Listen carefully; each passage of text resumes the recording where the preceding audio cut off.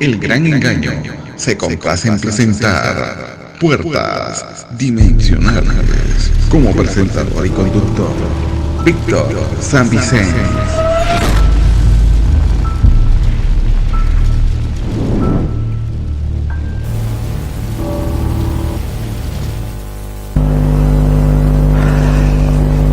En esta séptima parte de las puertas dimensionales vamos a tratar básicamente de hacer un resumen en instantáneas de lo que hemos visto últimamente en la anterior conferencia, y nos va a servir como precedente para poder buscar una relación de textos bíblicos aplicados a algo que estamos tratando también ahora. En un principio podremos decir, ¿qué tiene que ver todo esto con las puertas dimensionales, que era el título central de todas estas conferencias que hemos dado? Pues bien, porque veremos que todo tiene más implicación, que va mucho más allá de lo que en un principio podíamos pensar, pensando solo precisamente, valga la redundancia, en que las puertas dimensionales es algo que está en el espacio, y veremos que también puede ser algo pero que muy cercano a nosotros mismos. Vamos a mostrar precisamente hoy los plagios de Satanás. Ya hemos visto que Satanás no inventa nada, sencillamente coge las cosas de Dios y las tuerce en algún punto para llevar a la gente a su terreno a través de un toque de engaño. Recordemos las palabras del apóstol Pablo en la segunda epístola a los Corintios, capítulo 2 y versículo 11. Para que Satanás no gane ventaja alguna sobre nosotros, pues no ignoramos sus maquinaciones. Este texto, que lo usé también cuando estuve dando conferencias, si no recuerdo mal, en Castellón y en Aluche, en Madrid, es un texto que no deberíamos dejar de tener siempre presente. No podemos ignorar las maquinaciones de Satanás, las hemos de conocer, porque si no las conocemos, Satanás sí que va a sacar ventaja alguna sobre nosotros. Y entonces, si saca ventaja sobre nosotros, lo tiene todo a su favor para derrotarnos. Y hablar de derrota quiere decir hablar de pérdida de la eternidad para siempre. Por tanto, nosotros debemos conocer las maquinaciones de Satanás. Aquí tenemos a Buda. Es una estatua que está en esta localidad, Kapilavastu. Pero lo que me interesa de lo que veis en esta fotografía es la posición de su mano derecha, alzada. ¿Veis que tiene 3 dedos arriba, pero entre el dedo índice y el pulgar un contacto entre ellos? Hace un círculo, cierra algo. Ellos dicen que es un conducto energético. Mirad también ahora la posición típica de yoga, conocida por todo el mundo, aunque no haga yoga para nada, donde también aparece la misma posición de los dedos cerrando el círculo.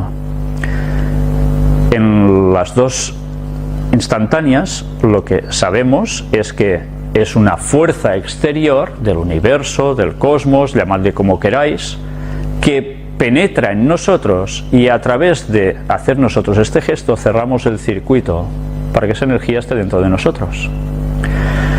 Este poder. Mirad cómo entonces tenemos que es una fuerza o una energía externa hacia el interior de la persona. Y vemos en la izquierda la imagen del Buda haciendo este signo, la imagen del yoga en este otro, las mandalas o mándalas, ya lo veis también, en círculo, cerrando, las espirales hipnóticas también, el péndulo, que también se mueve en oscilaciones redondeando, que también se hacen sanaciones con todo esto, la serpiente, que era el equivalente a ese 6, que hemos visto también esa posición cerrada que, ¡pum!, hay un algo que sobresale. La clave de sol en los pentagramas, penta, 5, la clave de fa, también con un cierto giro, que nos recuerda ya algo que tratamos aquí sobre las espirales un poco más alargadas. Om, que aquí tenéis el dibujito que significa Om, que es un mantra. Y a nuestra izquierda, abajo, vemos un Santo Rosario, en este caso de la Virgen María. Estas 40 bolas que están unidas en un punto, pero que también recordemos que el rosario no es algo típico solo y exclusivo de la Iglesia Católica, sino que en culturas paganas también aparecen rosarios. Los horóscopos, la astrología, también alrededor del sol los signos zodiacales en redondo. El obelisco dentro de un círculo también, ya sabemos el significado. Y las tablas Ouija en sesiones de espiritismo también. Siempre hay una fuerza externa que penetra dentro de nosotros en algún modo. Por tanto, con solo analizar y repasar esta simbología, nos damos cuenta de que hay algo que no es inherente en el ser humano, que viene desde fuera y que propicia un teórico equilibrio, una manifestación, un algo que teóricamente a nosotros debe beneficiarnos. Pero miremos también esta fuerza externa hacia nuestro interior, cómo se manifiesta también con los hindús. Recordemos que en la frente llevan lo que vemos como un puntito. Evidentemente, ¿por qué aquí? Recordemos el famoso tercer ojo, la parte espiritual del hombre, la parte que conecta con la energía del exterior que entra en nuestro cerebro. Pero vemos también a nuestra derecha una imposición de manos para sanar, bastante habitual entre religiones cristianas, sobre todo pentecostales, que utilizan mucho este método, que Jesús también utilizaba, pero que recordemos que el Reiki también utiliza. Y como siempre, ya empezamos a darnos cuenta de que hay un paralelismo entre unas cosas y otras. Luego también hemos de ver si esa fuerza externa que proviene de fuera y pasa a través de las manos a la frente del candidato a ser sanado, proviene de Dios, proviene del cosmos, o proviene, en verdad, de otro ser con el cual a veces se creen que están luchando en contra y en verdad están trabajando unidos a su poder, a la fuerza eléctrica de Satanás. Recordemos también cómo en la Iglesia Católica se hace la famosa señal de la Santa Cruz, que se empieza por la frente, también con ceniza en este caso, en el mismo punto que podéis ver y observar también con el hinduismo, y que los propios papas también ejercen sobre la frente de los otros cardenales. Parece ser que hay un algo que todos ya podemos conocer a través de las Biblias también, que es cómo Dios entra y trabaja a través de nuestro cerebro. Pero no es el único, también lo hace Satanás. Y por eso las culturas paganas, todas, básicamente, se mueven de este modo. Lo peor es que dentro del cristianismo se están utilizando sistemas muy parecidos a lo que Satanás ya hacía con las culturas paganas. Hoy aprenderemos a diferenciar entre unas cosas y otras, no porque yo lo diga, sino porque lo dice la palabra de Dios. Mientras tanto, imagen de la Virgen llora sangre en Chile. Una vez más, la Virgen sale a la palestra. una imagen del cual brotan lágrimas de sangre. Aquí las veis. Catalogado como un milagro. Un extraño fenómeno que ya ha sucedido varias veces en la historia.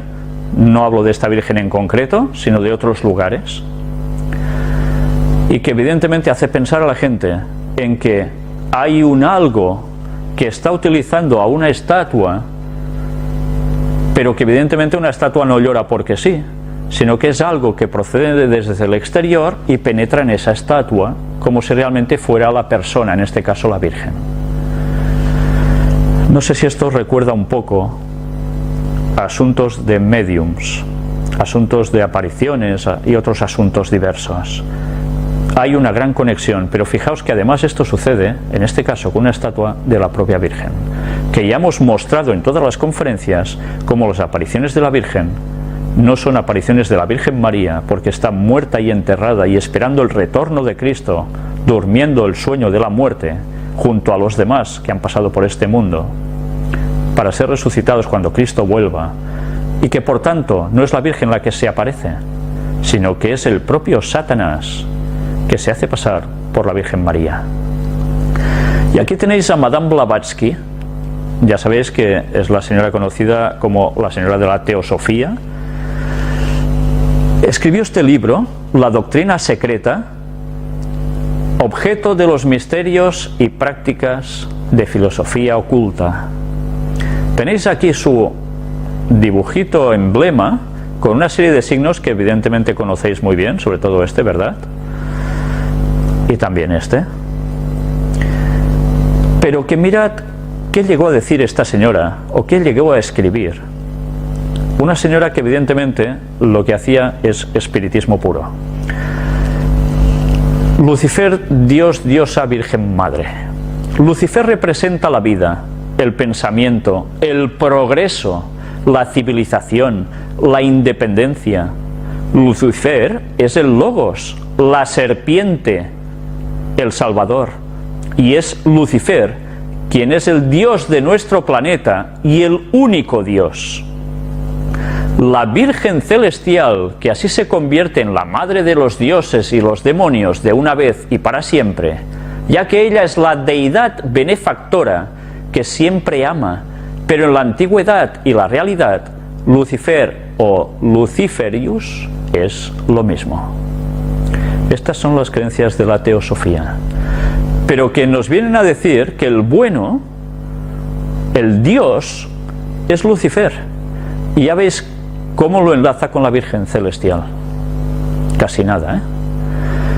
Ahora podemos llegar a entender cómo ese Logos, esa palabra, que en verdad sabemos que es Cristo, ellos lo aplican directamente a Satanás, que es la serpiente, pero además dicen que es el Salvador. Ya veis cómo invierten totalmente los papeles, a lo bueno malo y a lo malo bueno.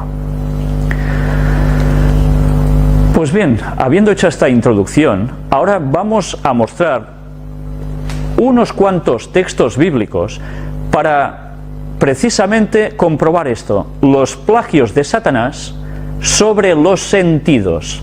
Si nos hemos dado cuenta, lo que hemos hecho es mostrar en la anterior conferencia y en el resumen que hemos hecho en estas pocas imágenes, de cómo a través de los sentidos hay una fuerza externa que entra hacia el ser humano, y esa fuerza puede ser de Satanás o puede ser de Dios.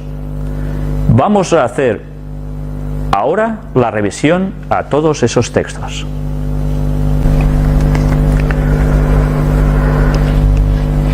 En el repaso de textos que vamos a hacer hoy, veréis que vamos a tratar los distintos sentidos de los cuales está compuesto el cuerpo humano: vista, oído, tacto, gusto, olfato y otro más. Pero hoy evidentemente no vamos a poderlo tratar todo, con lo cual nos quedaremos aproximadamente a una hora de temática. Vamos a empezar ya sin más a hablar sobre la vista. La vista evidentemente podemos relacionarlo con los milagros. Recordemos que tratamos del plagio de Satanás. Juan capítulo 4 y versículo 45 nos dice: cuando vino a Galilea, los galileos le recibieron, habiendo visto todas las cosas que había hecho en Jerusalén, en la fiesta, porque también ellos habían ido a la fiesta. Jesús estaba haciendo grandes cosas, y si os dais cuenta, la gente lo recibía porque había visto las cosas que él había hecho en Jerusalén. Por tanto, la gente a través de la vista ya percibía una cantidad de cosas muy importantes para poder tomar una determinación. Busquemos también en el mismo libro de Juan, el capítulo 11 y en el versículo 45. Entonces, muchos de los judíos que habían venido para acompañar a María y vieron lo que hizo Jesús, creyeron en él. Una vez más, a través de la vista, perciben cosas sobre Jesús y, al ver lo que él hace, creen en él. Vayamos ahora al libro de Mateo, al Evangelio de Mateo, capítulo 11, y leeremos los versículos del 2 al 6. Y al oír Juan, el Bautista se refiere, en la cárcel los hechos de Cristo, le envió 2 de sus discípulos para preguntarle: ¿eres tú aquel que había de venir o esperaremos a otro? Respondiendo Jesús les dijo: id y haced saber a Juan las cosas que oís y veis. Los ciegos ven, los cojos andan, los leprosos son limpiados, los sordos oyen, los muertos son resucitados, y a los pobres es anunciado el Evangelio. Una vez más, ahora las evidencias se muestran ante los discípulos de Juan el Bautista. ¿A través de qué? De la vista. Añade también lo que veis y oís.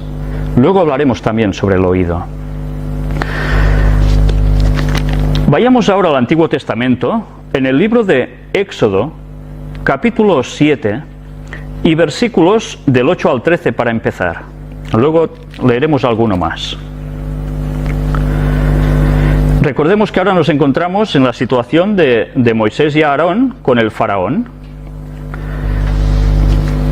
Habló Jehová a Moisés y a Aarón diciendo: si faraón os respondiere diciendo: mostrad milagro, dirás a Aarón: toma tu vara y échala delante de faraón para que se haga culebra. Vinieron pues Moisés y Aarón a faraón e hicieron como Jehová lo había mandado. Y echó a Aarón su vara delante de faraón y de sus siervos, y se hizo culebra. Pero mirad cómo continúa el asunto. Aquí tenemos la parte del milagro de Dios. Veamos ahora cómo continúa. Entonces llamó también faraón sabios y hechiceros, e hicieron también lo mismo los hechiceros de Egipto con sus encantamientos. Pues echó cada uno su vara, las cuales se volvieron culebras, mas la vara de Aarón devoró las varas de ellos. ¿Y qué sucedió en consecuencia? Y el corazón de faraón se endureció y no los escuchó, como Jehová lo había dicho. Dios hace un milagro a través de Moisés y de Aarón, y Satanás lo copia a través de sabios, entre comillas, hechiceros, aunque después se denota que lo que hace Dios en verdad es una culebra que sí se come a lo otro, que era un aspecto solo visual. Recordemos que Satanás no puede crear vida, solo aparenta cosas visualmente, o sea, es como si te estuviera hipnotizando a hacer ver cosas que realmente no están. Pues esto es lo que hicieron esos magos. Pero el resultado, ¿cuál es? Que faraón, al ver también cómo Satanás a través de sus magos estaba haciendo un hechizo, ya deja de creer en lo que veía que hacía Dios. Por tanto, hay un endurecimiento.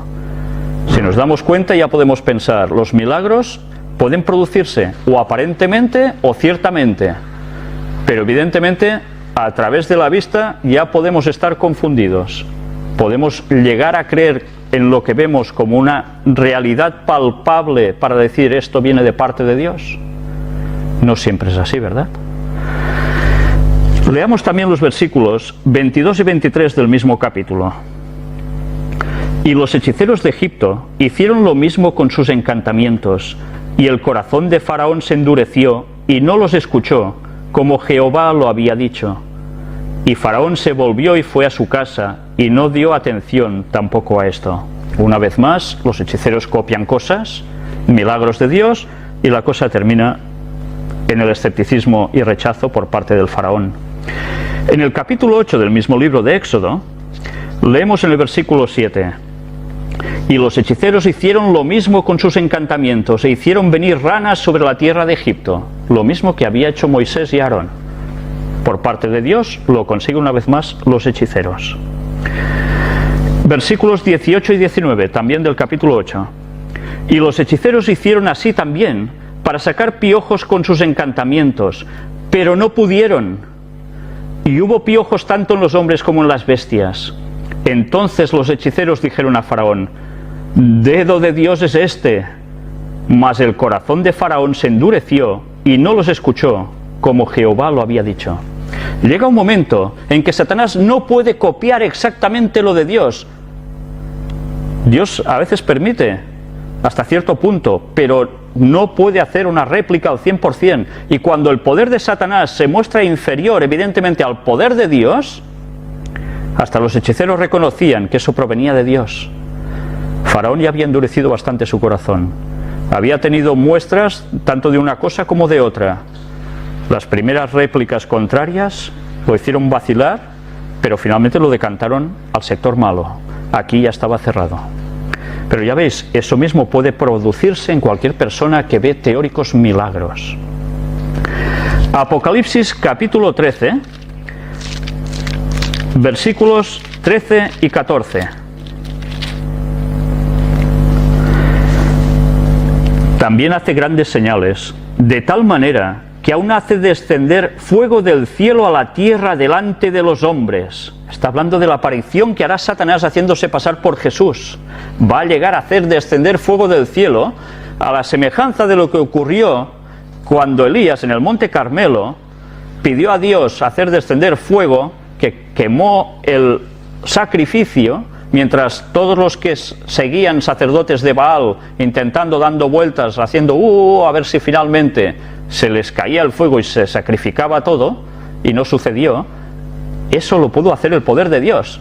Pero ahora, en el fin del tiempo, se le va a permitir a Satanás hacer descender fuego del cielo, a semejanza de lo que Dios hizo en su momento.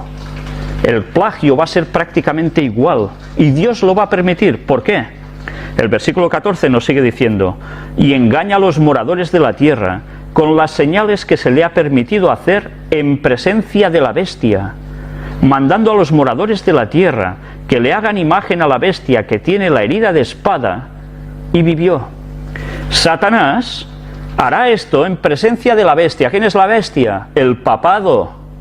Alguien dice a veces: el papado va a dejar de existir, la Iglesia Católica va a seguir hasta el final. Cuando Satanás venga, estará allí, a su lado. ¿Y qué hará? Le concederá que le hagan imagen a la bestia que tiene la herida de espada y vivió. La herida mortal de la que fue sanada el Vaticano. Pues bien, ya veis que los milagros, va a llegar un momento en que van a ser tan impresionantes que no podremos regirnos por el sentido de la vista para determinar si eso proviene de Dios o no. Vamos a analizar aún otros textos, como es en el libro de Juan, capítulo 9, y versículos del 35 al 41. Oyó Jesús que le habían expulsado, y hallándole le dijo: ¿crees tú en el Hijo de Dios? Respondió él y dijo: ¿quién es, Señor, para que crea en él? Le dijo Jesús: pues le has visto, y el que habla contigo, él es. Y él dijo: creo, Señor, y le adoró. Dijo Jesús: para juicio he venido yo a este mundo, para que los que no ven, vean, y los que ven, sean cegados. Entonces algunos de los fariseos que estaban con él, al oír esto, le dijeron: ¿acaso nosotros somos también ciegos? Jesús les respondió: si fuerais ciegos, no tendríais pecado, mas ahora, porque decís, vemos, vuestro pecado permanece.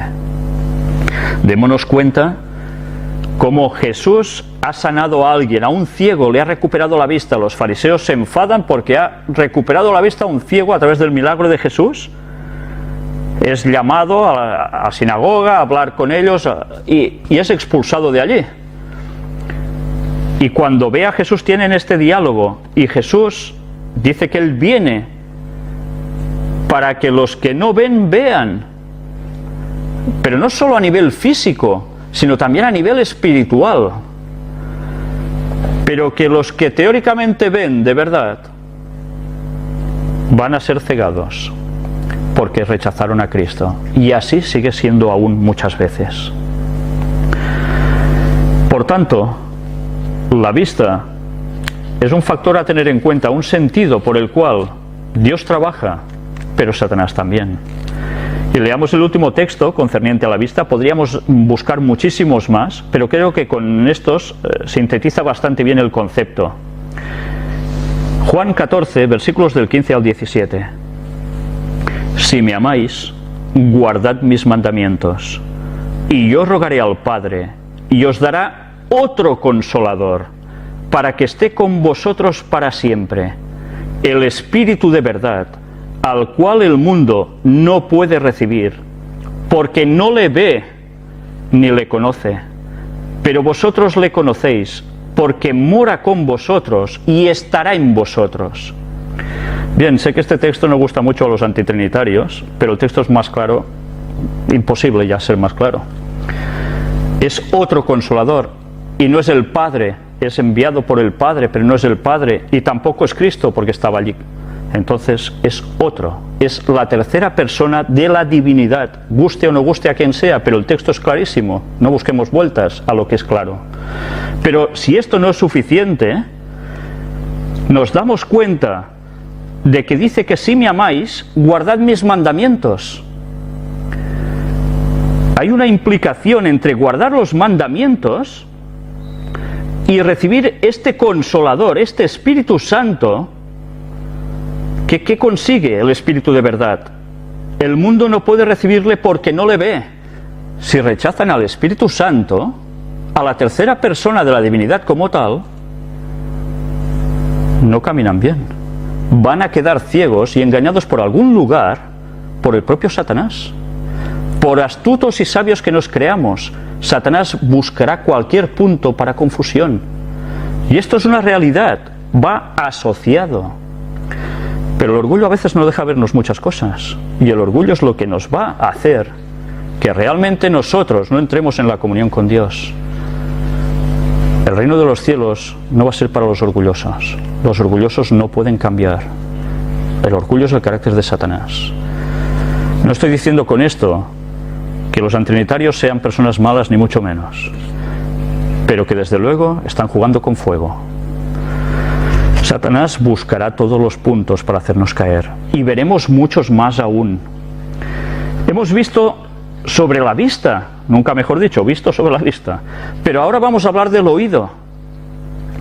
Y lo podemos asociar, si la vista era con milagros, ¿el oído con qué? ¿Para qué sirve el oído? Para escuchar el qué. Palabra. La palabra. Pero podemos asociarlo a la fe y a la vida. ¿Cómo?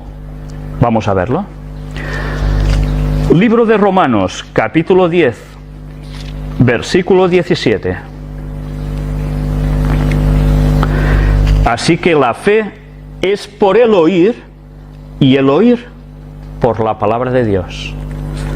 ¿Cómo recibimos a través del oído la palabra? Cuando alguien nos la cuenta. La palabra tiene un poder sobre nosotros. No es la palabra sola en sí, es el concepto que lleva esa palabra, que es lo que nos hace entender. Por tanto, si la fe es por el oír, necesitamos oír sobre la palabra de Dios. El sentido del oído, Dios también lo utiliza para captarnos.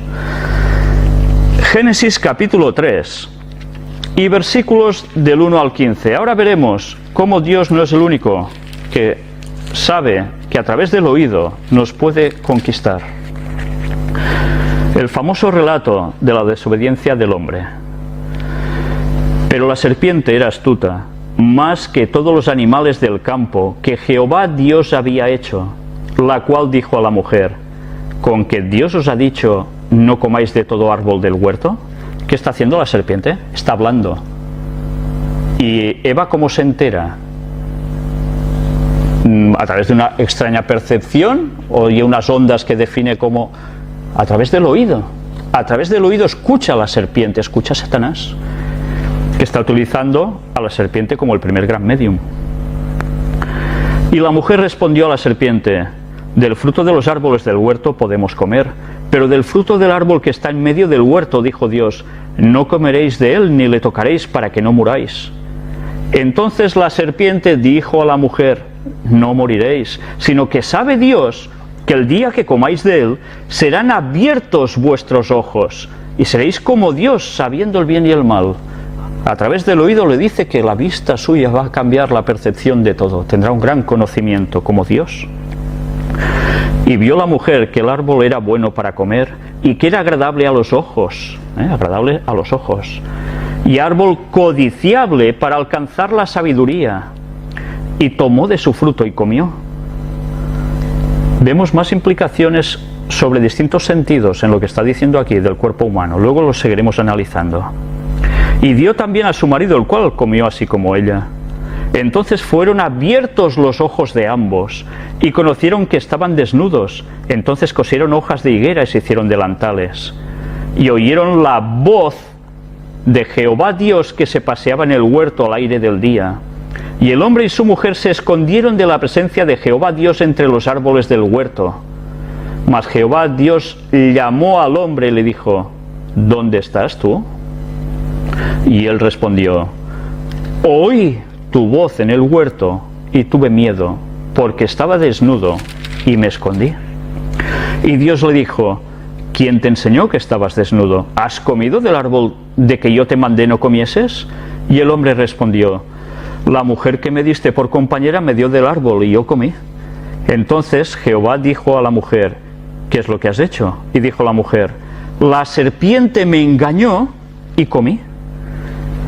Y Jehová dijo a la serpiente: por cuanto esto hiciste, maldita serás entre todas las bestias y entre todos los animales del campo.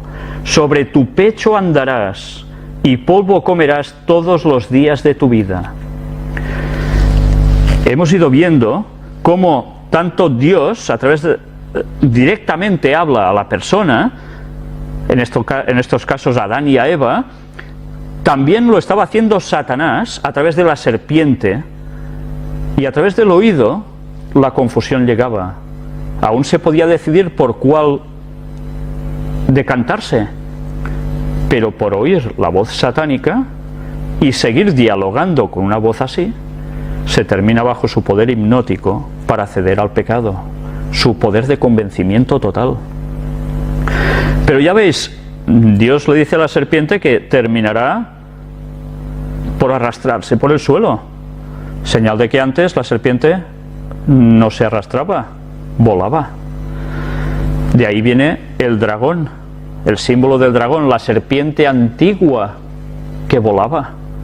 ¿Entendéis? Todo el concepto oriental de adoración al dragón es el concepto de adoración a Satanás. Pero mirad cómo termina la cuestión. La serpiente engaña, y después de que Dios dice esto al hombre y a la serpiente, termina diciendo: y pondré enemistad entre ti y la mujer, y entre tu simiente y la simiente suya. Esta te herirá en la cabeza y tú le herirás en el calcañar. La primera promesa mesiánica. Satanás, al que se está refiriendo, él habla a la serpiente, evidentemente se está refiriendo a Satanás, pondrá enemistad entre el linaje, los que no van a seguir las cosas de Dios, contra el linaje de la mujer, del cual debía salir por descendencia genealógica el mismísimo Jesús para salvar a la humanidad. De ahí hubo esa enemistad y esa guerra continua ya en la tierra, no ya en el cielo sino en la tierra. Y mientras Satanás inflige una terrible herida a Cristo matándolo en la cruz, al mismo tiempo esa muerte de Cristo es lo que le da el triunfo y aplasta a la serpiente, a Satanás. Allí Satanás ya ha perdido. Es su sentencia. Y esta es la promesa de que el Mesías vendría una vez. Y la promesa básica de que gracias a eso nos iba a salvar a todos. Leamos ahora también en el libro de Juan, capítulo 5 y versículo 39. Escudriñad las Escrituras, porque a vosotros os parece que en ellas tenéis la vida eterna, y ellas son las que dan testimonio de mí. Esto es la palabra, ¿no? Escudriñar las Escrituras es la palabra de Dios. Escudriñamos ¿cómo? Leyendo por nosotros mismos, sí, pero también oyendo de la palabra de Dios. Y así vamos escudriñando. Leamos también en el capítulo 6 del mismo libro de Juan, el versículo 63.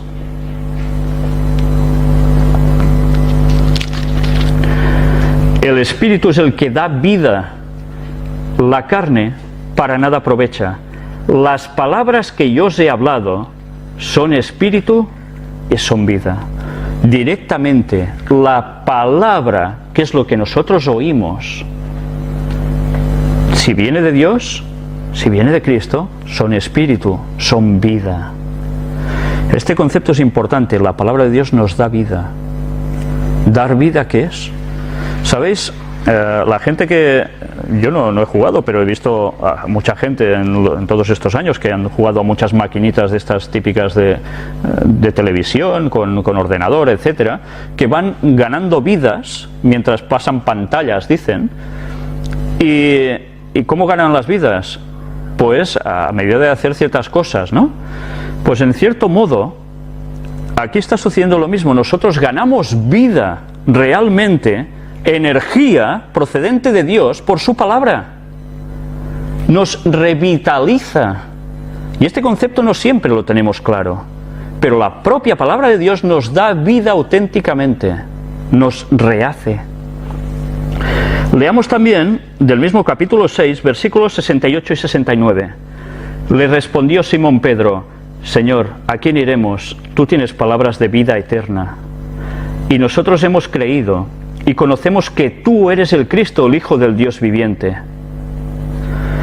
¿Os dais cuenta? Tú tienes palabras de vida eterna.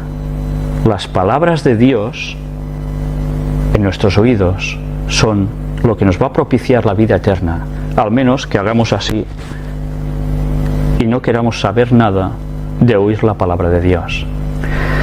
Ya vemos cómo a través del oído, del sentido del oído, interviene Dios, pero Satanás también. Esas espirales, esos concéntricos que tenemos en la vista, en el oído, lo estuvimos viendo la semana anterior, es curioso. Pero ahora me salía en catalán, además, ¿cómo se trabaja en el oído? Nuestros sentidos, ¿cómo pueden estar para bien o estar para el mal? Hay algo clave, y es la música. Vamos a ver unos textos, porque si Satanás plagia siempre lo de Dios, ¿os creéis que con la música no lo haría acaso? Veamos primero Éxodo capítulo 14 y versículo 31.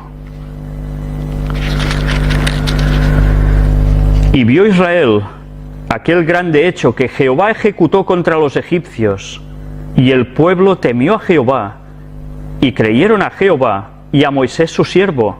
¿Y cómo continúa el capítulo 15, versículo 1? Entonces cantó Moisés y los hijos de Israel este cántico a Jehová y dijeron: Cantaré yo a Jehová porque se ha magnificado grandemente, ha echado en el mar al caballo y al jinete. Y va continuando todo un cántico.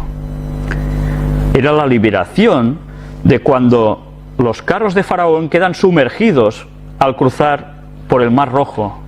Recordamos que en las conferencias anteriores sobre Ron Wyatt mostramos cómo aparecen esos carros, aún restos, y caballos, restos, en ese mar. Fue un hecho, esto no es ciencia ficción, es verdad. Pero ¿cómo reaccionan ellos? Cantando. Y el canto puede ser algo que nos acerque a Dios, ¿verdad? Aquí es una prueba palpable. Pero leamos también en Primera de Crónicas, capítulo 15, versículos 21 y 22. Matatías, Elifeleju, Mignías, Obetedom, Jehiel y Azacías tenían arpas afinadas en la octava para dirigir, y Kenanías, principal de los levitas en la música, fue puesto para dirigir el canto, porque era entendido en ello. Ya los levitas, en el santuario y en el templo posteriormente, utilizaban la música para acercarse a Dios, porque a través del sentido del oído la música nos cambia a nosotros también, nos hace percibir muchas sensaciones, ¿verdad? Del mismo libro de Primera de Crónicas, ahora en el capítulo 16, versículos del 4 al 6, leemos también: y puso delante del arca de Jehová ministros de los levitas, para que recordasen y confesasen y loasen a Jehová Dios de Israel.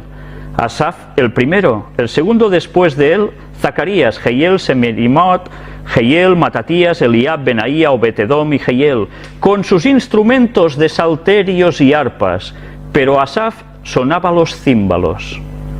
También los sacerdotes Benaía y Jaziel sonaban continuamente las trompetas delante del arca del pacto de Dios. A través de la música, relacionado con Dios directamente, como era el caso del arca, con sus mandamientos incluso, y con la gloria que se parecía allí, la música acercaba al pueblo a Dios y ciertos sonidos.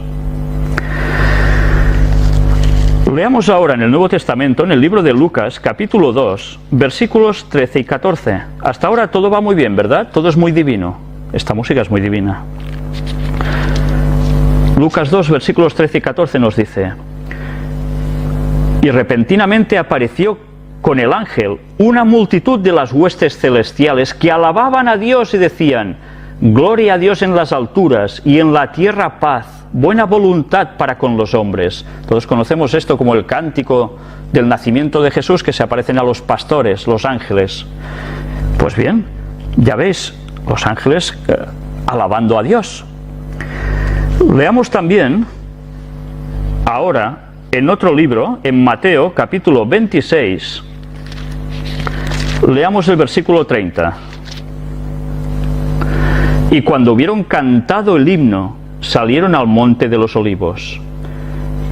¿Quién no hubo cantado a un himno en este caso? Era Jesús y sus discípulos.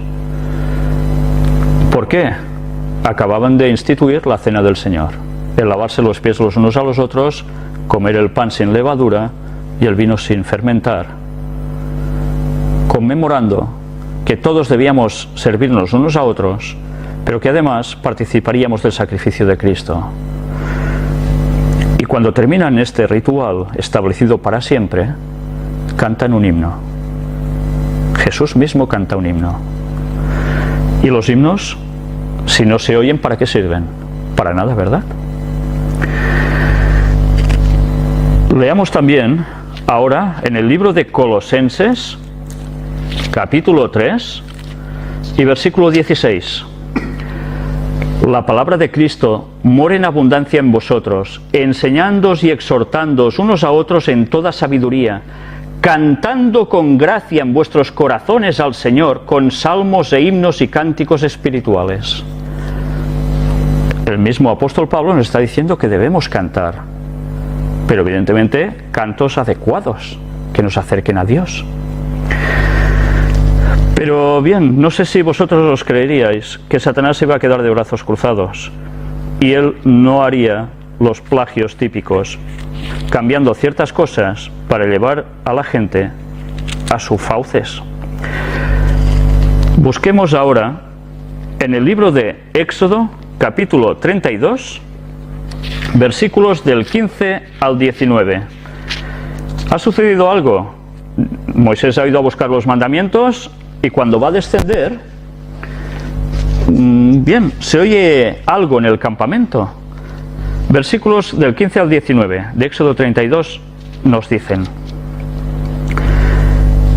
Y volvió Moisés y descendió del monte, trayendo en su mano las 2 tablas del testimonio, las tablas escritas por ambos lados, de uno y otro lado estaban escritas. Y las tablas eran obra de Dios, y la escritura era escritura de Dios grabada sobre las tablas. Cuando oyó Josué el clamor del pueblo que gritaba, dijo a Moisés: «Alarido de pelea hay en el campamento». Y él respondió: «No es voz de alaridos de fuertes, ni voz de alaridos de débiles. Voz de cantar oigo yo». Moisés diferenció, eran cantos lo que estaban pasando entre la población en ese campamento. ¿De alegría porque Moisés bajaba? No, porque ellos ya se creían que Moisés ya ni bajaría. Y aconteció que cuando él llegó al campamento y vio el becerro y las danzas, ardió la ira de Moisés y arrojó las tablas de sus manos y las quebró al pie del monte. La música y las danzas. Él contempla lo que están haciendo además. De su enfado rompe las tablas. El pacto con Dios se había roto. Por eso después tuvo que volver a buscar otras tablas. Recordemos que cuando presentamos lo de Ron Wyatt, también nos mostraron en las imágenes ese altar del sacrificio que aún tiene dibujado esos becerros. Pues ya veis, Satanás no iba a hacer nada, ¿no? También sus cantos y sus danzas de jolgorio no eran para alabar a Dios precisamente, sino a Satanás, que ya sabéis que es el símbolo de ese becerro de oro. Pero ahora avanzamos más y en el mismo Antiguo Testamento nos encontramos en el libro de Daniel una situación de los amigos de Daniel. Después de haber conocido el sueño del rey Nabucodonosor, que no sabía ya cómo salirse para saber qué había soñado y qué significaba ese sueño, Daniel le da la solución, gracias a Dios. Pero después pasa un poco de tiempo y mirad qué sucede. Daniel capítulo 3 del 4 al 19. Y el pregonero anunciaba en alta voz: «Mándese a vosotros, oh pueblos, naciones y lenguas, que al oír el son de la bocina, de la flauta, del tamboril, del arpa, del salterio, de la zampoña y de todo instrumento de música, os postréis y adoréis la estatua de oro que el rey Nabucodonosor ha levantado». Esa estatua que nosotros mostramos siempre al inicio de las conferencias, ¿verdad? Y que hablamos ya en una de las primeras conferencias, en la número 6, si no recuerdo mal. Satanás hacía utilizar también instrumentos, algunos como los que utilizaba el mismísimo pueblo de Dios, pero era para adorar ¿a quién? A una estatua de oro que el rey Nabucodonosor había hecho levantar. Y cualquiera que no se postre y adore inmediatamente será echado dentro de un horno de fuego ardiendo. Por lo cual, al oír todos los pueblos el son de la bocina, de la flauta, del tamboril, del arpa, del salterio, de la zampoña y de todo instrumento de música, todos los pueblos, naciones y lenguas se postraron y adoraron la estatua de oro que el rey Nabucodonosor había levantado. Por esto, en aquel tiempo algunos varones caldeos vinieron y acusaron maliciosamente a los judíos. Hablaron y dijeron al rey Nabucodonosor: «Rey para siempre vive. Tú, oh rey, has dado una ley que todo hombre, al oír el son de la bocina, de la flauta, del tamboril, del arpa, del salterio, de la zampoña y de todo instrumento de música, se postre y adore la estatua de oro. Y el que no se postre y adore, sea echado dentro de un horno de fuego ardiendo». Hay unos varones judíos, los cuales pusiste sobre los negocios de la provincia de Babilonia, Sadrach, Mesach y Abednego. Estos varones, oh rey, no te han respetado, no adoran tus dioses, ni adoran la estatua de oro que has levantado. ¿Os estáis dando cuenta de la asociación entre cierto tipo de música y cierto tipo de adoración? La música nos puede servir para acercarnos a adorar a Dios, pero nos puede servir para acercarnos a adorar a Satanás. Y este episodio de Daniel se va a repetir al final de la historia con una cierta marca y un cierto sello. Luego hablaremos de esto. ¿Cómo va siguiendo el texto? Entonces Nabucodonosor dijo con ira y con enojo que trajesen a Sadrach, Mesach y Abednego. Al instante fueron traídos estos varones delante del rey. Habló Nabucodonosor y les dijo: ¿Es verdad, Sadrach, Mesach y Abednego, que vosotros no honráis a mi Dios, ni adoráis la estatua de oro que he levantado?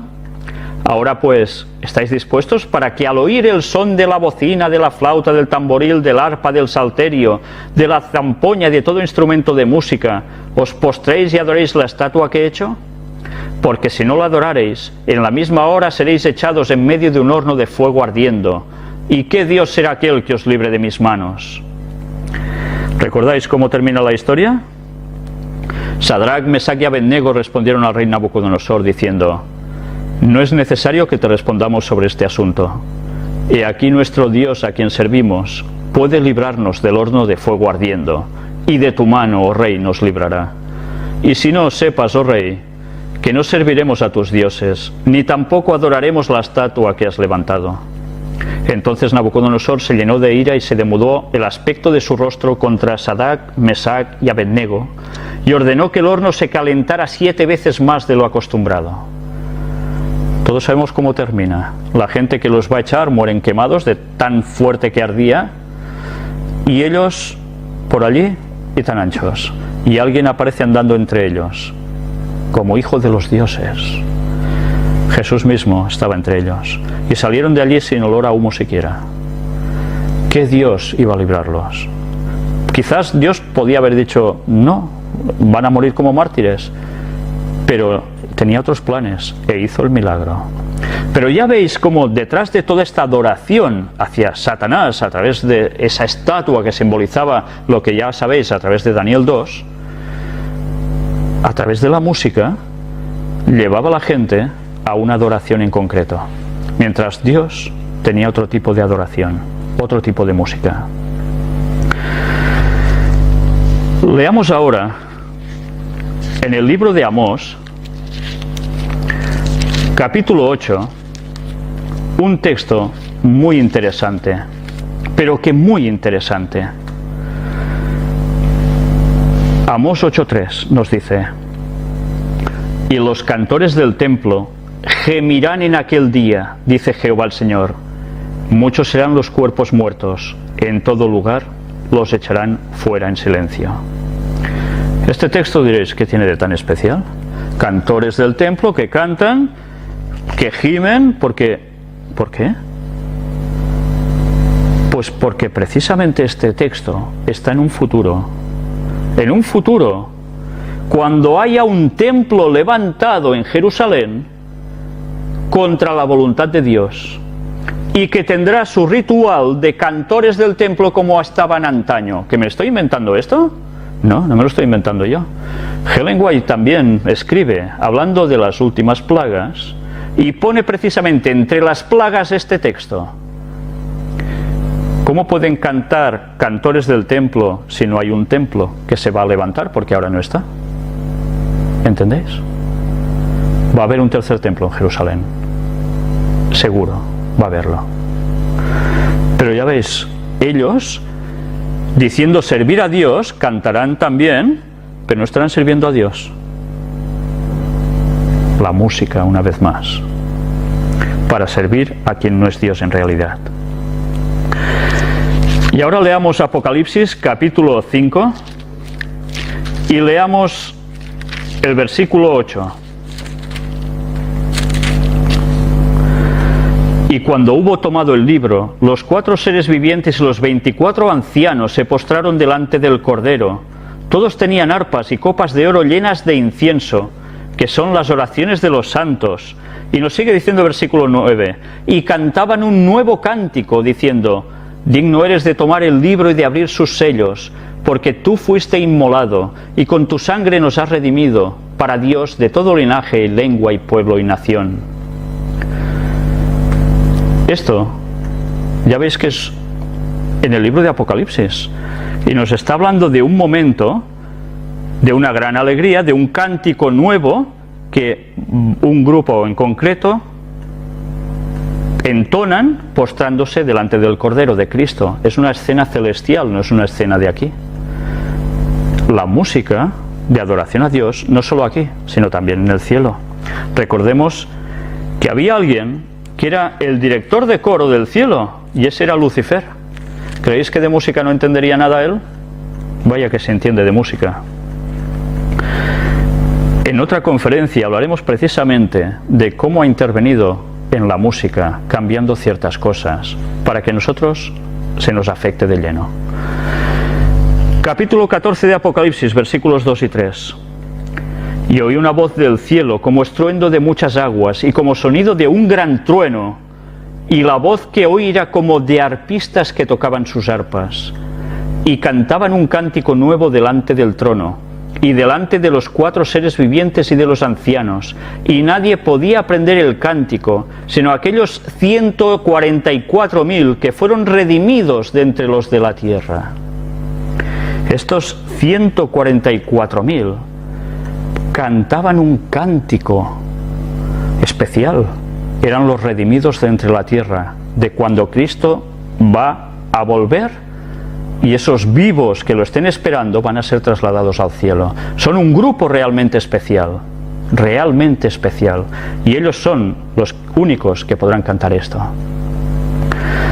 Pero ya veis, si Dios ha usado la música para nuestro bien, porque nos entra a través de un sentido que es el oído, Satanás también ha hecho lo mismo. No solo con palabras, lo hace con música. Leamos ahora también sobre el tacto. Es un tercer sentido que normalmente todos tenemos. ¿Y con qué lo podemos asociar? El tacto, la piel, la carne, pero también espíritu, energía. Vamos a verlo. Leamos Marcos capítulo 1, versículos del 40 al 42. Nos habla de Jesús.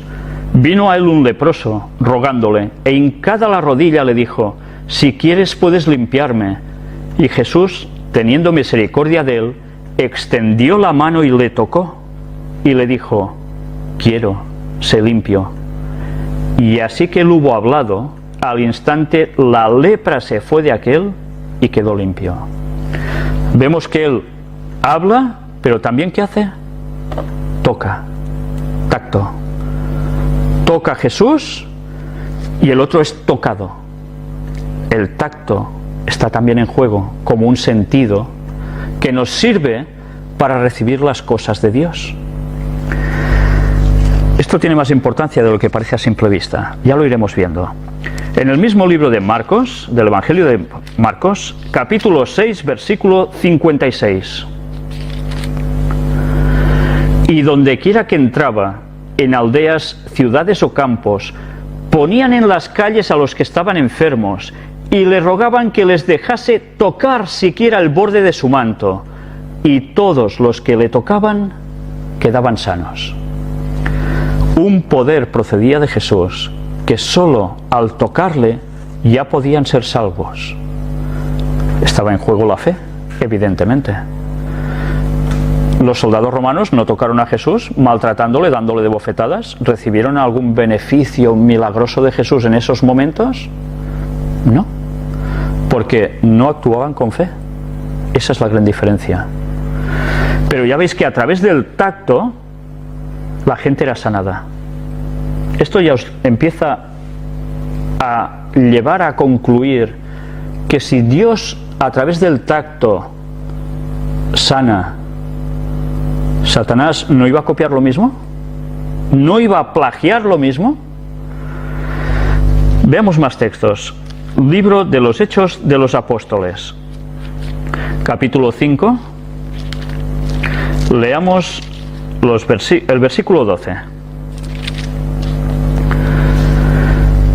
Y por la mano de los apóstoles se hacían muchas señales y prodigios en el pueblo, y estaban todos unánimes en el pórtico de Salomón. ¿A través de qué?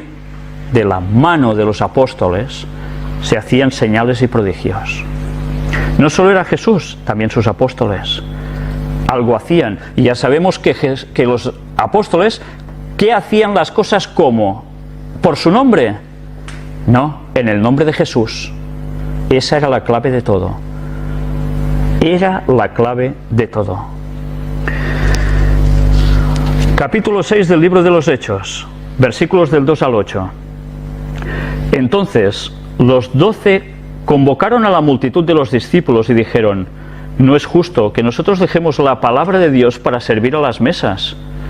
No porque ellos eso de servir no lo quisieran, sino porque había una gran misión encomendada, que era la predicación, y que ellos podían hacer por su preparación y otros no. Por tanto, eran comisionados a eso. Por tanto, hacía falta gente que supliera también las necesidades de los demás, mientras ellos se podían dedicar más exclusivamente a su labor. Buscad pues, hermanos, de entre vosotros a 7 varones de buen testimonio, llenos del Espíritu Santo y de sabiduría, a quienes encarguemos de este trabajo. Y nosotros persistiremos en la oración y en el ministerio de la palabra. Agradó la propuesta a toda la multitud, y eligieron a Esteban, varón lleno de fe y del Espíritu Santo, a Felipe, a Prócoro, a Nicanor, a Timón, a Parneas y a Nicolás, prosélite de Antioquía, a los cuales presentaron ante los apóstoles, quienes, orando, les impusieron las manos. Los apóstoles les impusieron las manos. ¿Dónde se imponen las manos? ¿En los pies? No, se imponen en la cabeza. Curiosamente, ¿por qué se hacía esto? Ya estaban llenos del Espíritu Santo, pues aún debían recibir más del Espíritu Santo. Y lo que estaban haciendo, en definitiva, los apóstoles, era ser el medio para que el Espíritu Santo llegara con más intensidad a esas personas que iban a ser los diáconos de la Iglesia. Imposición de manos. ¿Os suena también esto? Seguro que sí, pero en el otro lado, ¿verdad? Capítulo 8 del libro de los Hechos de los Apóstoles, versículos del 15 al 17. Los cuales, habiendo venido, oraron por ellos para que recibiesen el Espíritu Santo, porque aún no había descendido sobre ninguno de ellos, sino que solamente habían sido bautizados en el nombre de Jesús. Entonces les imponían las manos y recibían el Espíritu Santo. ¿Veis lo que os decía? Era la forma de recibir el Espíritu Santo. Vayamos ahora al libro de Mateo, capítulo 19 y versículos del 13 al 15. Entonces le fueron presentados unos niños a Jesús, para que pusiese las manos sobre ellos y orase. Y los discípulos les reprendieron, pero Jesús dijo: dejad a los niños venir a mí, y no se lo impidáis, porque de los tales es el reino de los cielos. Y habiendo puesto sobre ellos las manos, se fue de allí. ¿Os dais cuenta de la importancia de imponer las manos? Síntoma de bendición, pero también de transmitir el Espíritu Santo. Algo sagrado, realmente sagrado. En el libro siguiente, en el de Marcos, capítulo 16, leamos el versículo 18. Jesús comisiona a los apóstoles y les dice, ya antes de ascender al cielo: tomarán en las manos serpientes, y si bebieren cosa mortífera, no les hará daño. Sobre los enfermos pondrán sus manos y sanarán. Sobre los enfermos pondrán sus manos y sanarán. ¿Alguien más está haciendo esto de imponer las manos para sanar? ¿Os suena el Reiki? Sí, ¿no? Algo en que los jesuitas han sido los maestros de hacerlo brotar aquí en Occidente, y que ya sabéis a quién están asociados. Esa imposición de manos es de la energía que la misma persona transmite. Nosotros sí que tenemos una carga eléctrica, pero no tenemos una supercarga eléctrica.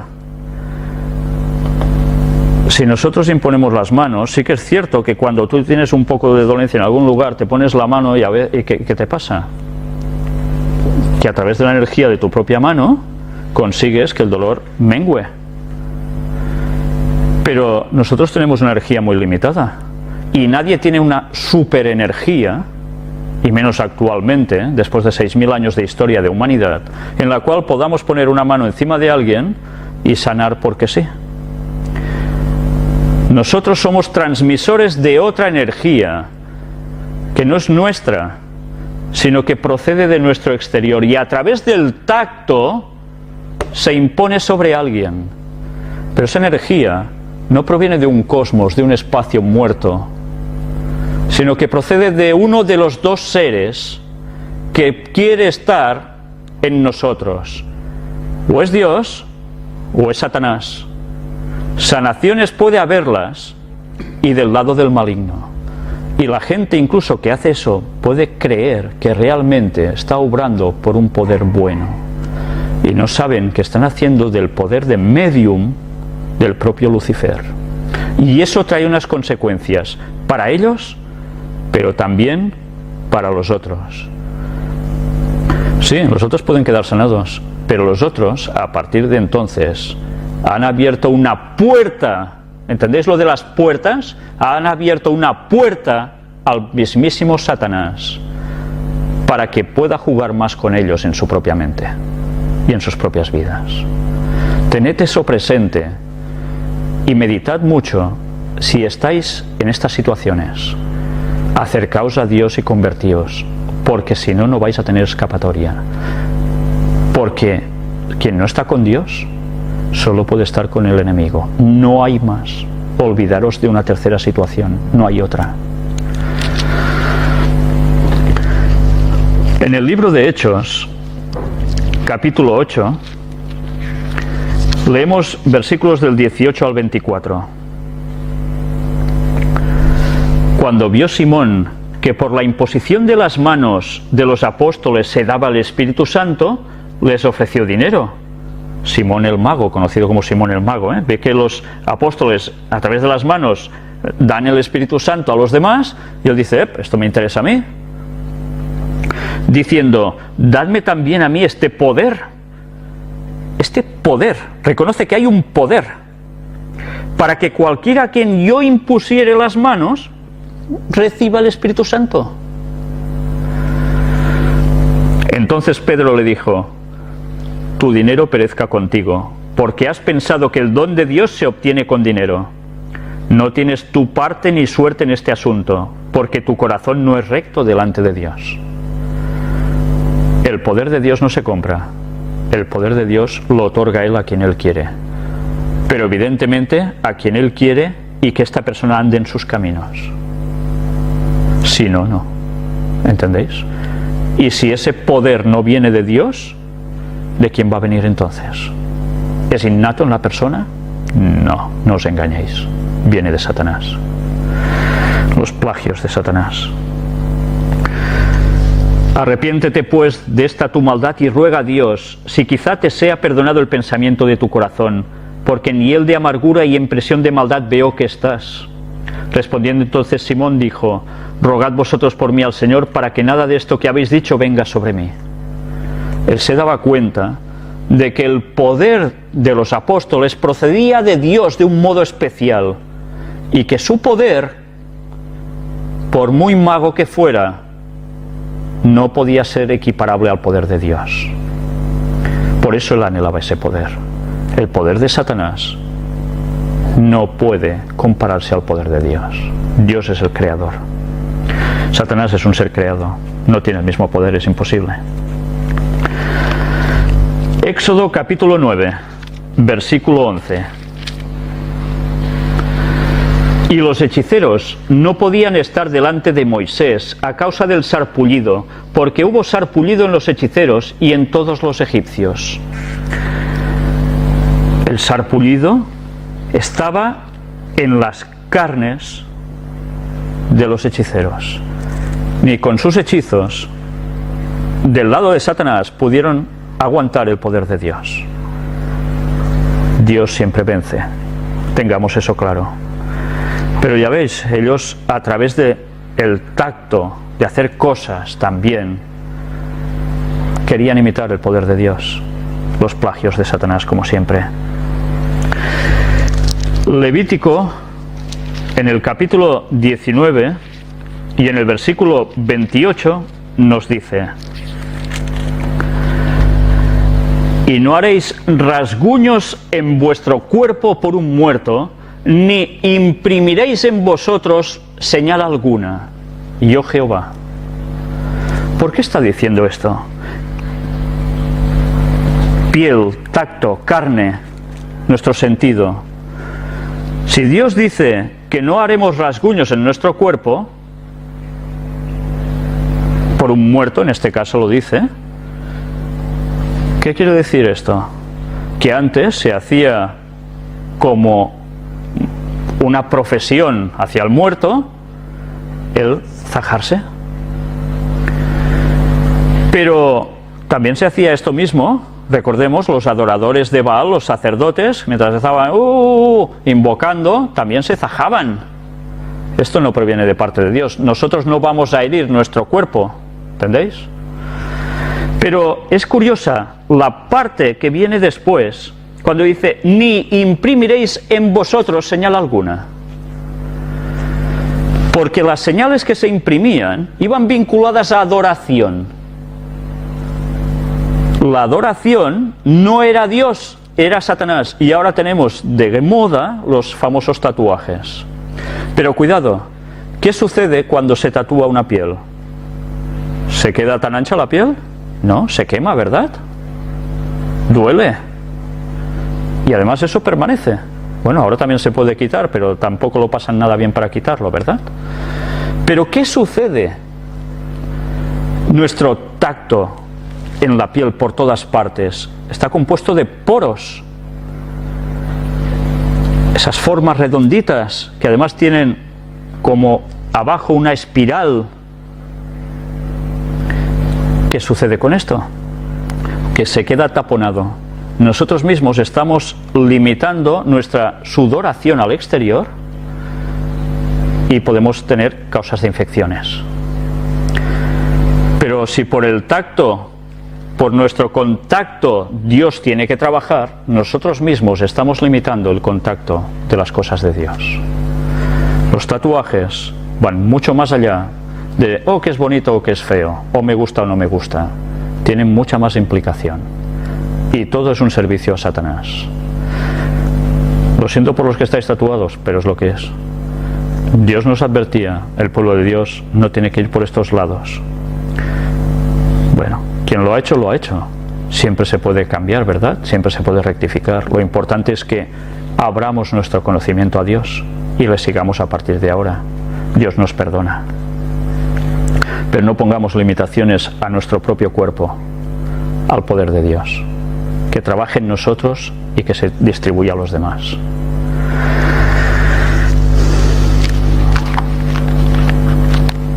Leamos ahora en el libro de Habacuc, capítulo 3 y versículo 4. Es un texto realmente impresionante.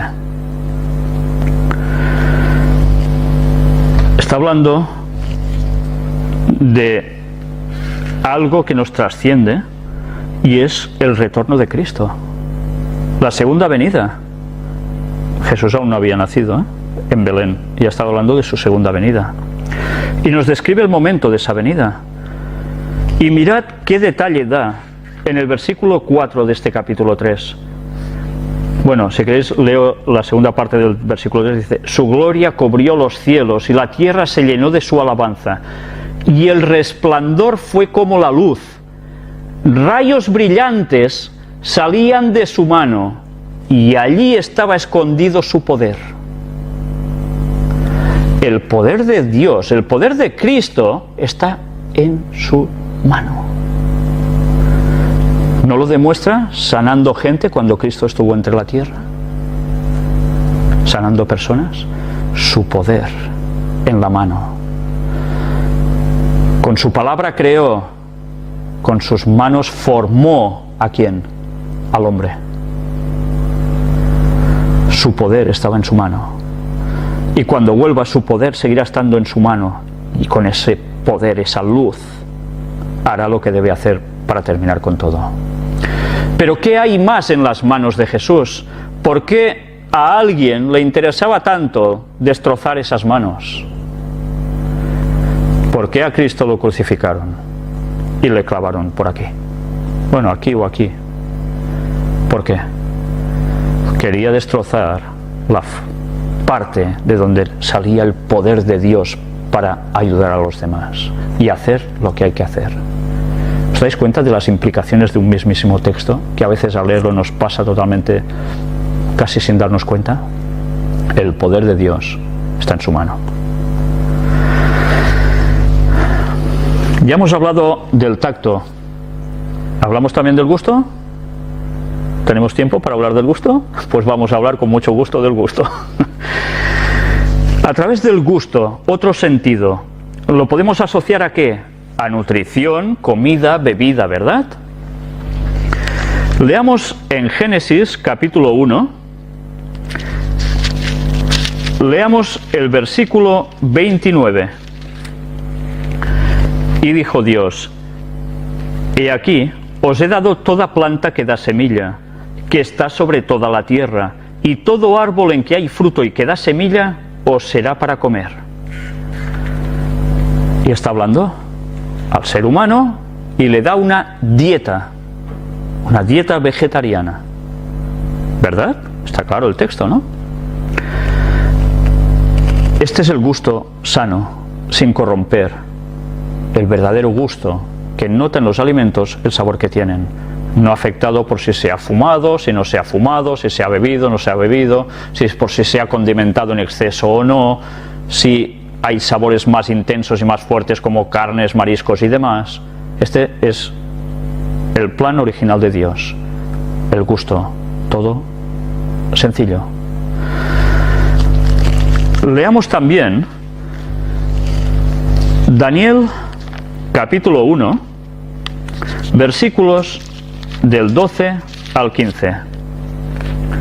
Recordemos la escena de Daniel cuando está para ser o es elegido junto con sus compañeros para formar parte de esos sabios de Babilonia, para ser instruido, y a él se le ofrece la comida del rey al igual que sus compañeros, y ellos dicen que no quieren contaminarse con esa mala nutrición y esa mala bebida. Y mirad los versículos del 12 al 15. Te ruego que hagas la prueba con tus siervos por 10 días y nos den legumbres a comer y agua a beber. Compara luego nuestros rostros con los rostros de los muchachos que comen de la ración de la comida del rey, y haz después con tus siervos según veas. Consintió pues con ellos en esto y probó con ellos 10 días. Y al cabo de los 10 días pareció el rostro de ellos mejor y más robusto que el de los otros muchachos que comían de la porción de la comida del rey. Una vez más, Daniel sabe lo que es mejor, porque les iban a hacer pruebas, y siguiendo una dieta vegetariana y sin tomar nada de alcohol, en 10 días los encontraron más capaces y con mejor semblante que al resto, por seguir la instrucción divina. Por tanto, lo que comemos, ese sentido del gusto, que puede deleitarnos más o menos, pero con los nutrientes que aportamos podemos tener más claridad mental y mejor condición física, ¿o no? Éxodo capítulo 32, leamos los versículos del 1 al 8. Viendo el pueblo que Moisés tardaba en descender del monte, se acercaron entonces a Aarón y le dijeron: Levántate, haznos dioses que vayan delante de nosotros, porque a este Moisés, el varón que nos sacó de la tierra de Egipto, no sabemos qué le haya acontecido. Y Aarón les dijo: Apartad los zarcillos de oro que están en las orejas de vuestras mujeres y de vuestros hijos y de vuestras hijas, y traédmelos. Entonces todo el pueblo apartó los zarcillos de oro que tenían en sus orejas y los trajeron a Aarón. Y él los tomó de las manos de ellos y le dio forma con buril, e hizo de ello un becerro de fundición. Entonces dijeron: Israel, estos son tus dioses que te sacaron de la tierra de Egipto. Y viendo esto Aarón edificó un altar delante del becerro y pregonó a Aarón y dijo: Mañana será fiesta para Jehová. Ya ves, fiesta para Jehová el becerro, que era el símbolo de Satanás. Qué tergiversación, ¿eh? Y al día siguiente madrugaron y ofrecieron holocaustos y presentaron ofrendas de paz.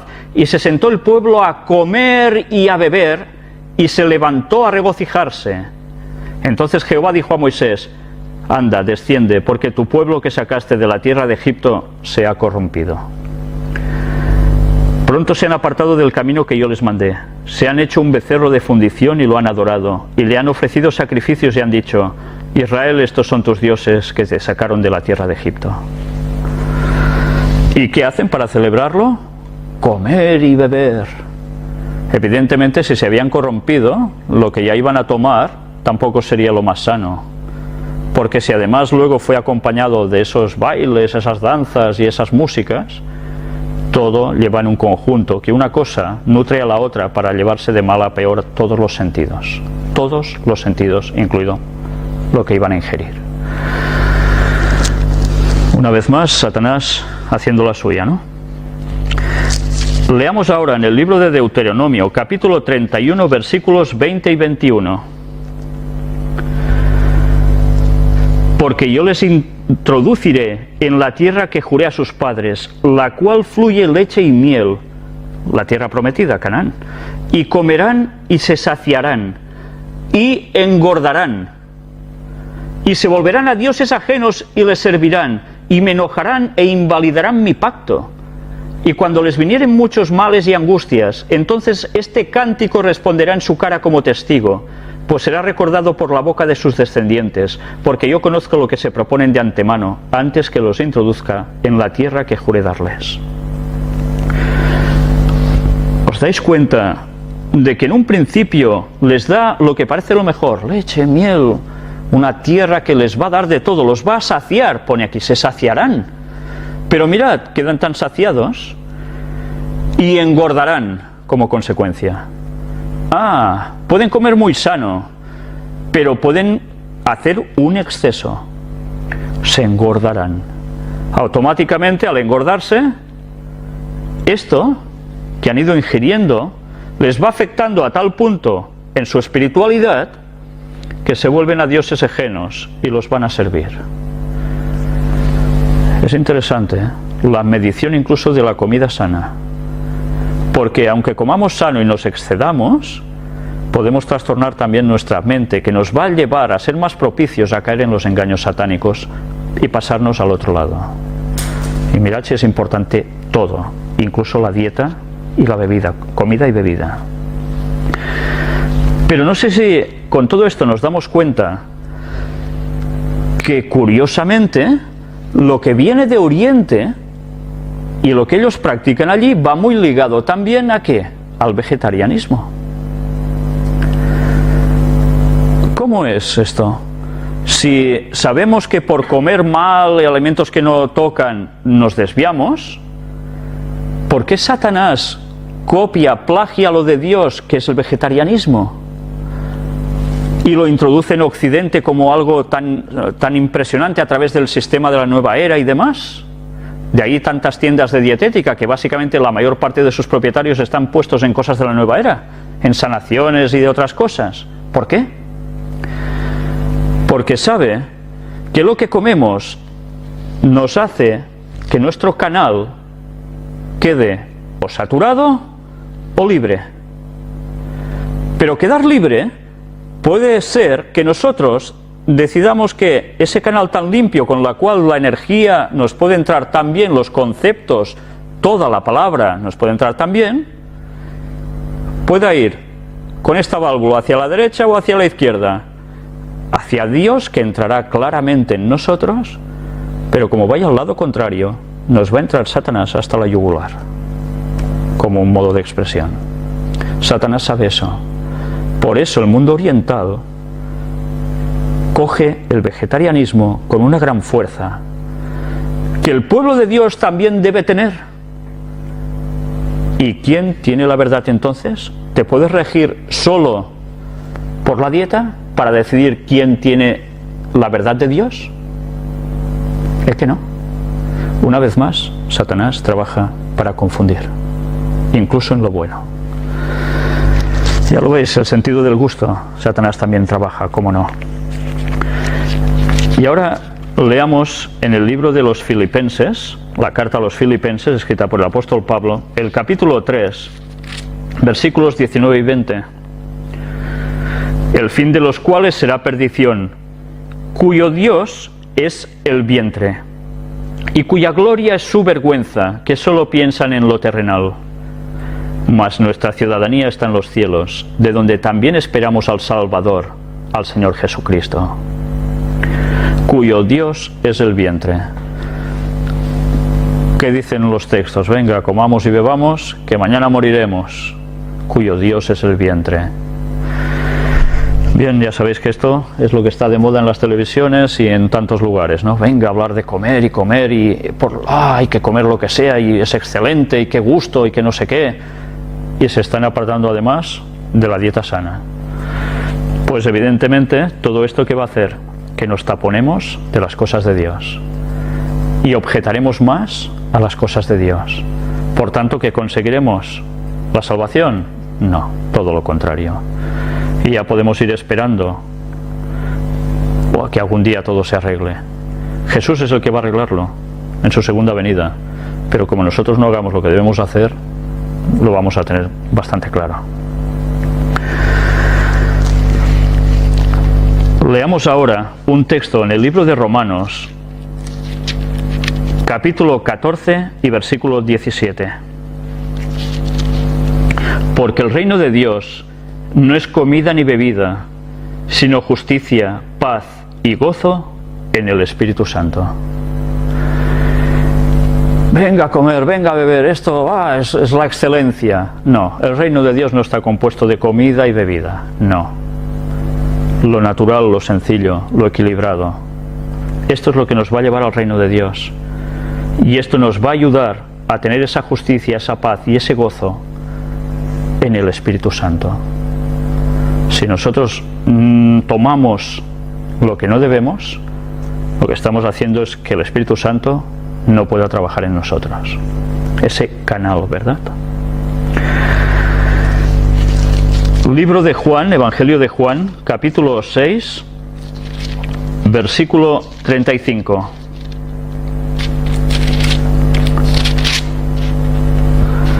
Jesús les dijo: yo soy el pan de vida.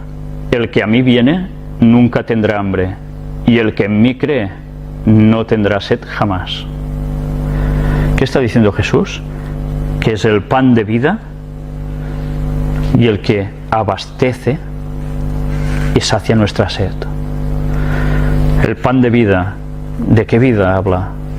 La vida llena, la vida eterna. Este es Jesús. Ya vemos el paralelismo con lo que ponemos como nutriente en nuestro cerebro también. El pan de vida, la palabra de Dios. Es Él, es Cristo. Y leamos ahora también en el Evangelio de Lucas, capítulo 4 y versículo 4. Jesús respondiendo le dijo: escrito está, no solo de pan vivirá el hombre, sino de toda palabra de Dios. Una vez más, la palabra de Dios simboliza también el pan. Pues ya veis qué textos hemos utilizado y que vamos a terminar con lo del gusto. También en el libro de Juan, capítulo 4, donde leeremos 3 de estos versículos de este capítulo. Empezaremos con el versículo 10, que nos dice: respondió Jesús y le dijo: si conocieras el don de Dios y quién es el que te dice dame de beber, tú le pedirías y él te daría agua viva. Está hablando Jesús con la mujer samaritana en un pozo. ¿Vale? Recordáis la escena y si no, buscadlo en el capítulo 4 de Juan. ¿Y cómo continúa el texto? Versículos 13 y 14. Respondió Jesús y le dijo: cualquiera que bebiere de esta agua volverá a tener sed, refiriéndose a la del pozo, mas el que bebiere del agua que yo le daré no tendrá sed jamás, sino que el agua que yo le daré será en él una fuente de agua que salte para vida eterna. Jesús es el que nos proporciona la vida eterna y nos lo simboliza también con la comida y la bebida. Él es el pan y es esa agua. Nos está hablando de dos alimentos muy sencillos y básicos, ¿verdad? Tiene una relación espiritual, por supuesto, pero el simbolismo claro es Él. Pues bien, vamos a dejarlo aquí. Nos quedan aún un sentido y algo más, y algo más. La verdad es que nosotros nos damos cuenta de que realmente Satanás plagia. Y Satanás conoce nuestros sentidos a la perfección y utiliza esas formas que están en el espacio, en nuestro cuerpo, por las cuales, a través de las cuales nuestros órganos pueden funcionar, recibir conceptos, recibir enseñanzas, recibir energía, recibir muchas cosas. Y Satanás, que nos ha estudiado también muy bien, y ha estudiado la naturaleza de Dios, al igual que estudia las profecías, desvirtúa todo lo de Dios, dándole su toque que nos lleva a la perdición. Tengamos presente que los sentidos son la clave para entender a Dios, acercarnos a Él o a Satanás. Bien, sencillamente quiero dejaros con esto y pidamos a Dios que verdaderamente nos dé entendimiento para hacer lo que realmente debemos, que es estar con Él, cueste lo que cueste. Gracias, y seguirá todo en la octava parte, si Dios quiere, de las puertas dimensionales.